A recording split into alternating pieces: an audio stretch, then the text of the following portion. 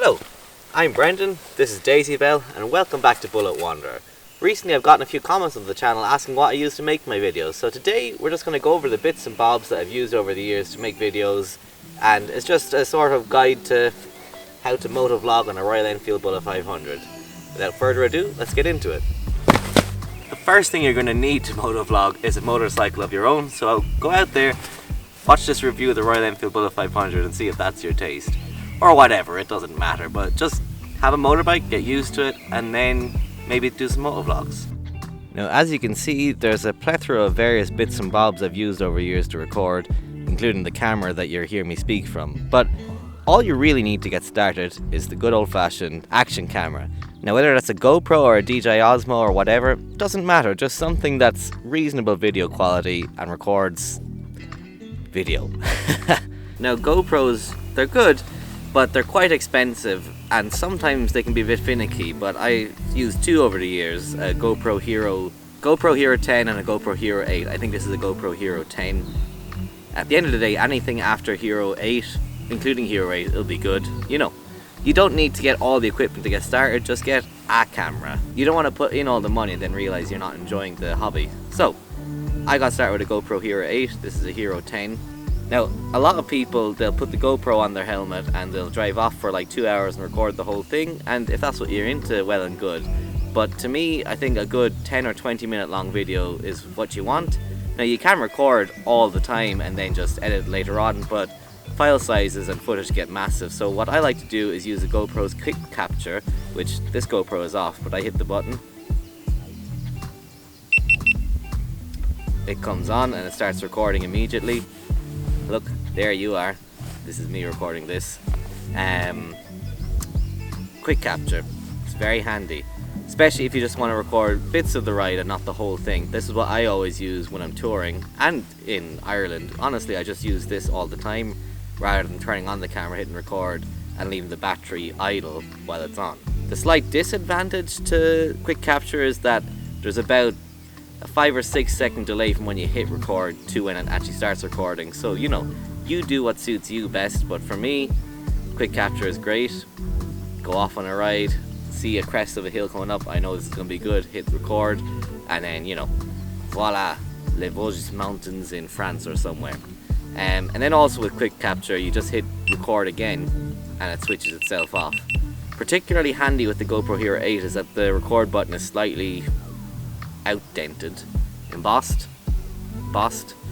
Basically that it means you can actually feel it with your gloved hand and hit record and hit stop record without too much fuss here, and you don't want to be doing that. It's a bit unsafe on the motorbike unless you pull over and stop, and then that's a bit taking the fun out of it. So it's enough about quick capture. I just think it's the best thing. Now, in terms of video formats, I record on this one in 2.7K, but all my uploads have always been in 1920 by 1080 HD. Just to me, I'm like, it's diminishing returns going on beyond that. I'm sure others might disagree, but for a small time channel like myself, 1920 by 1080 is plenty. And if you're just getting started, you don't need to record in 4K. You're not going to appreciate all the detail. Well, you might. I wouldn't get bogged down in 4Ks and 60 FPSs. 30 FPS, 1920 by 1080 is fine. On my tour of France and Europe the other year, 2022, I used...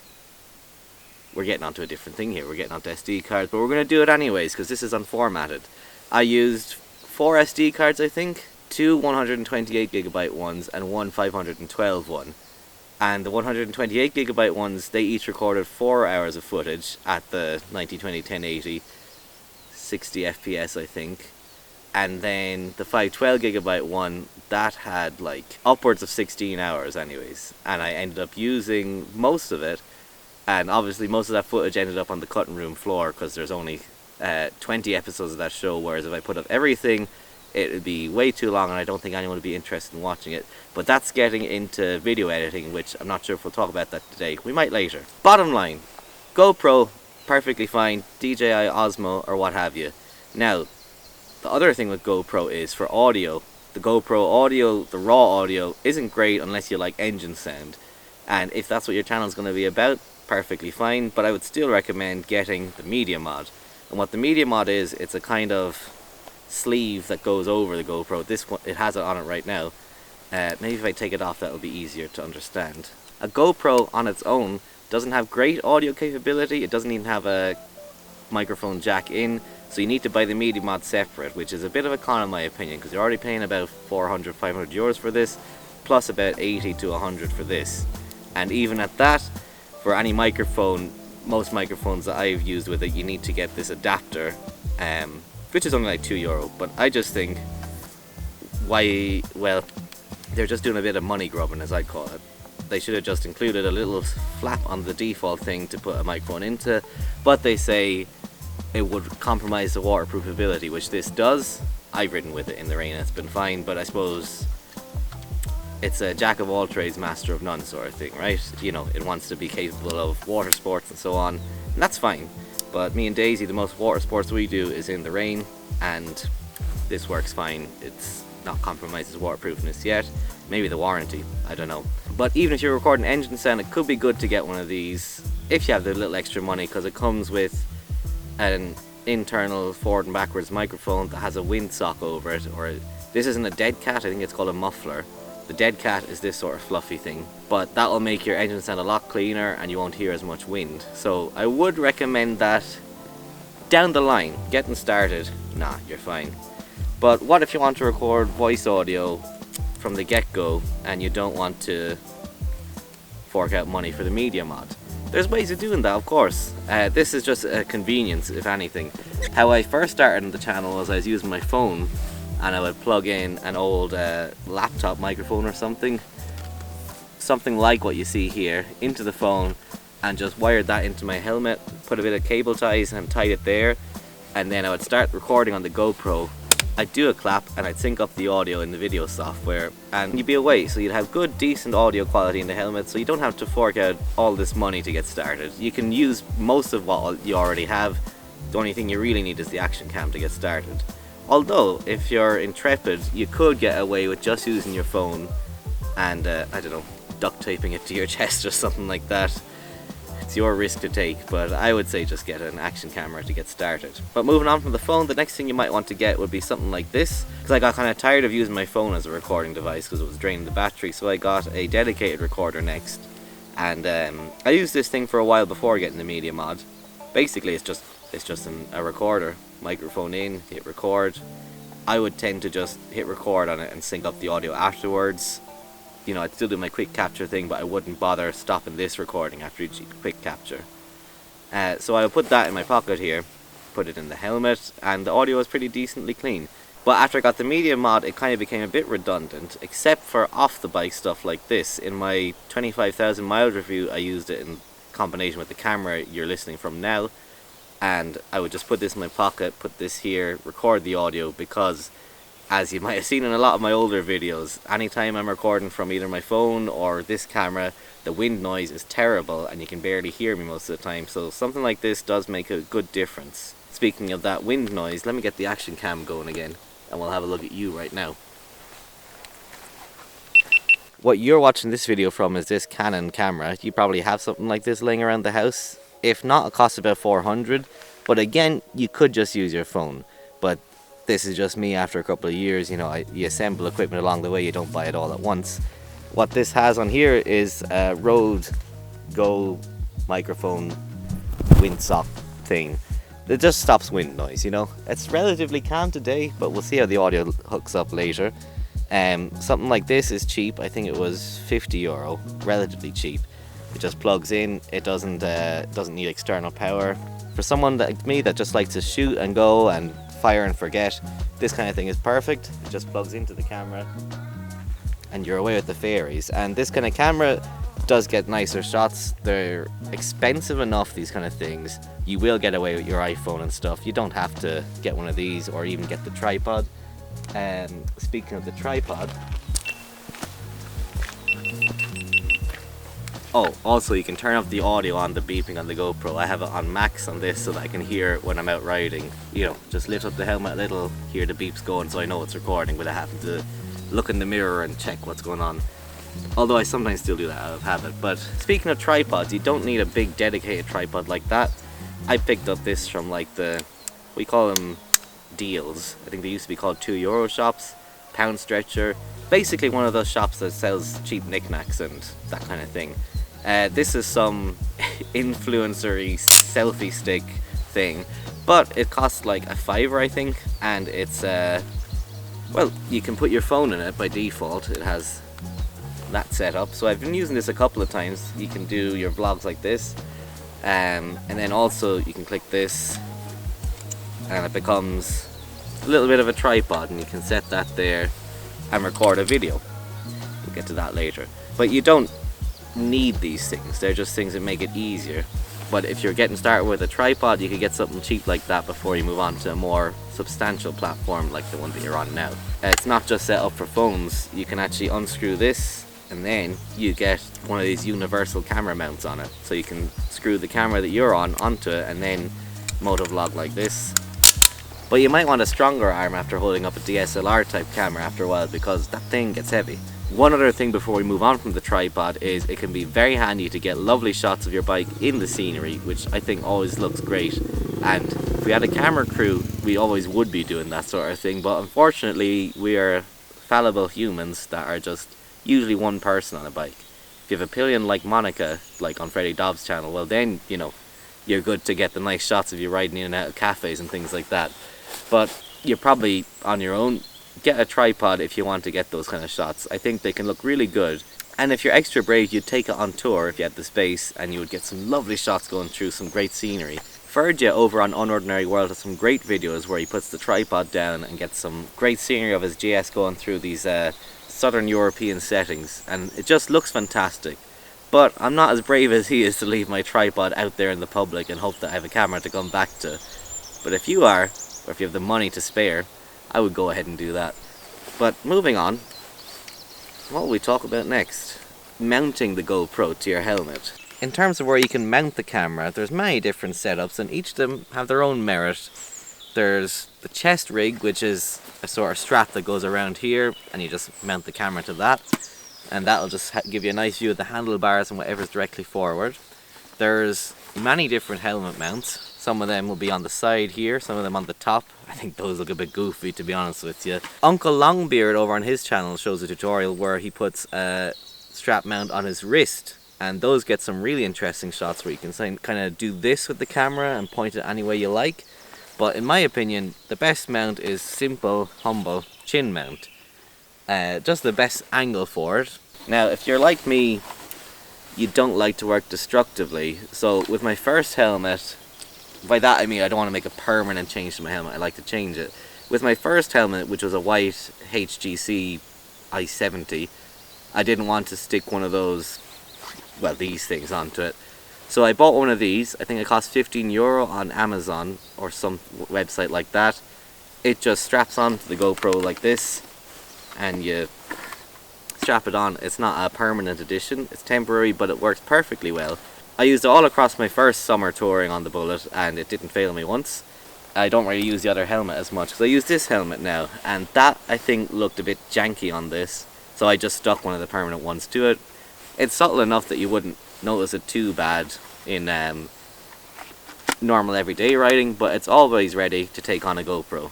The advantage to this is you can point the camera wherever you're looking, and it's as if the rider is you, if that makes sense. And also you can do different things, like you can lean down on the bike and get some interesting shots, like under the handlebars, side of the helmet, casket, headlight nacelle, whatever you call it. You can look in the mirror and talk directly to the viewer. You can look at your buddy you might be motovlogging with and point out stuff. Long story short, there's plenty of places where you can mount a camera, but in my opinion the chin mount is the best spot, just for overall versatility, ease of access, and a third adjective. You also might want to mount a microphone into your helmet. So what I have in here is called the Rode Go mic, or something like that. Rode Pro Go. It's the one that everyone gets though. It comes like this, like that. That's all it is. But what you'll want to do if you're motovlogging is get one of these, which are called Dead Cats. I think they come in a pack of 3. I never had to buy one because Naim was kind enough to give me one of his spares, so I've been using that ever since. It just slides on like that, and it makes all the difference. It sounds slightly muffled, it might just be mine, but it takes out all that wind noise, because my first tour I didn't have one of those on it, and a lot of the audio was not great. So generally don't have to do these things from the get-go, but as you're going on you want to get a bit of panache going. You'll throw on a dead cat onto your microphone, because people forgive bad video but they're less likely to forgive bad audio, as I've seen through a lot of comments. But what else can we talk about here? To me, as time goes on, you probably want to get a bit more personal with your YouTube videos, because, you know, anyone can motovlog, but it's nice to put your own stamp on it, and sometimes the best stamp we have is the face. So I got one of these mounts. This is actually for an Insta 360, but I can't fork out the money for that, so this is just a long pole. I think that's as long as it comes out, maybe a little more. But on the top of it, this is my finest crafting yet. I used one of those 3M tapes with one of the GoPro mounts and just stuck that on there. And I just stuck that onto, again, one of those universal camera mounts. One of those ends, so you could actually put this camera on there, or this phone device thing. And I stuck that to this mount, which has a thread in it that's that size. Hodgepodge thing, but it actually worked pretty well in France until I was using it a lot, and I was using with the GoPro, but I had this on too tight, so I really had to pull it to get the GoPro to change angle, and I kind of peeled it off a little. It seems to have gone back to normal now, but I wouldn't fully trust it with the GoPro, so I would just do that again and just be a bit more gentle with it. But it worked pretty well. How this works is it's just a little clamp here that goes anywhere on your bike, so you can get some fancy shots of this, especially with the Insta360 is intended for. But I don't got one of those. I got a GoPro, but I got some decent shots with it now and then, such as in the review video. There's a nice shot of the exhaust, or there's a shot from the front of the bike. You can see the pole, but if you had the Insta360 you wouldn't. But again, we're motovlogging on a budget because we're not rich, unless you're rich, in which case buy me an Insta360. The point I was making with this is that you might want to get a bit more personal with your videos, so you can do a front mount like this.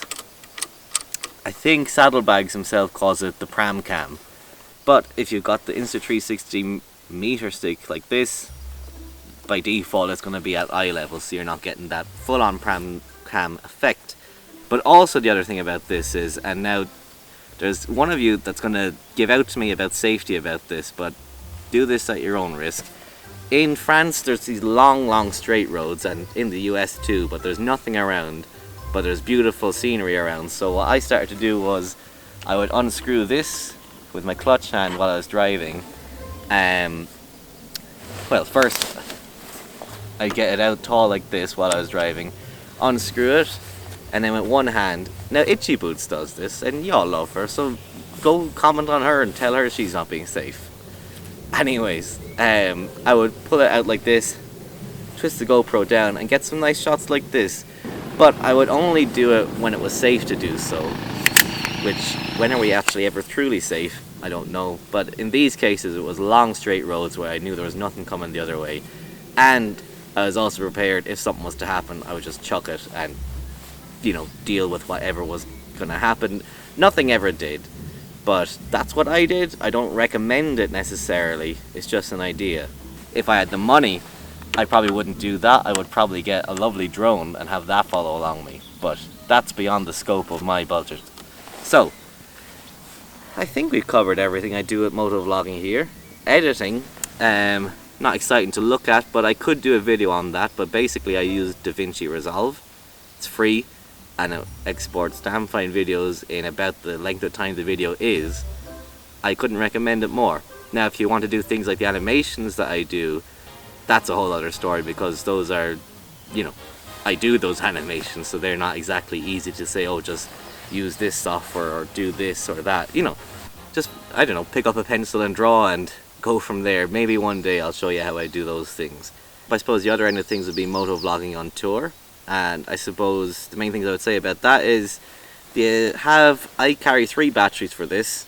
and generally I went through about 2 a day, so I just charged those 2 and have the third one ready in the camera in the morning. I think only some days I got through all 3 batteries, and those were like fantastic days, like going through the Brenner Pass, or like down to Lake Garda, or through Tyrol, or that was all the same day actually, so go figure. Generally 2 batteries will probably do you, 3 is great. Anything more than that, unless you're constantly recording, I think it's diminishing returns. But you buy the GoPro, you'll get 1 battery with it, and you buy the battery recharge pack, it gives you 2 with that. How much will that come to? I don't know. I think they cost about 60 euros. Also, one last note on the GoPros, and I think all your motorcyclists has noticed this, and I noticed it when I was out with saddlebags when he came to Ireland, but sometimes the GoPro, it just does this thing where it just stops responding with a quick capture and even turning it on, and what you have to do is you just take out the battery and put it back in, and then it's fine. I don't know if it's like an overheating issue or something like that. I haven't noticed it so much with this one, but with the older ones that was an issue. And also with the older ones, sometimes the quick capture just wouldn't record audio for some reason. It would be random, there would be no rhyme or reason as to why it would happen, so it's something to bear in mind. Never noticed with the GoPro Hero 10, but as I say, go for what you can afford first, because you'll figure out the kinks and stuff eventually. Yeah, I think that's all I have to say to you today. I hope this has been a helpful video. I hope it's highlighted how I made some of these videos and all the work that goes in. The main thing is, the more money you spend, the more lazy you can be. You know what I mean? You don't have to sync up audio things or things like that. But when you're getting started, there's no harm in just buying a GoPro and a camera mount for your helmet and just going out and filming some of your favourite rides. Because that's all this really is just sharing some of the fun and joy of motorcycling and the Royal Enfield Bullet 500. I think I'm getting long-winded here, so thanks so much for watching. Let me know in the comments if there's anything in particular I missed out on talking about, and I'll upload it as a YouTube short, which I think is a good format to do these things in terms of filling in the gaps, because I do leave a lot of gaps in these videos because, well, I'm forgetful, and that is what it is. But for now, I hope you enjoyed this video. I hope it was enlightening for you, and I hope the information in it serves you well. Bottom line, you just need an action camera. The rest of it you can assemble as you go. Okay, super long-winded here, so I'm going to cut it here. Thanks so much for watching, and I'll talk to you after. Bye!